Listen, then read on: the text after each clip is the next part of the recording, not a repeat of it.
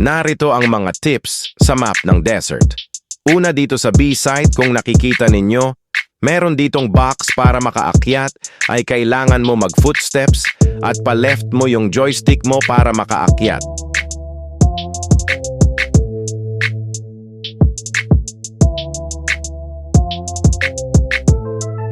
Pwede rin naman kahit wag yun na mag-footsteps, aakyat pa rin, pero mas maganda mag-footsteps para sure na aakyat.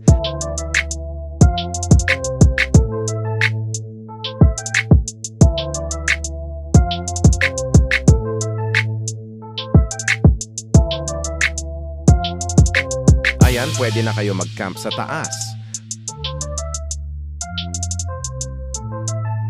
Sunod naman ay sa A-site, gawin ninyo ulit yung tinuro ko kanina. Yun lang, sana makatulong dahil kunti pa lang ang nakakaalam nitong tricks. Kung gusto nyo pa may matutunan, mag-comment lang kayo kung anong map ang next. Gagawin ko agad.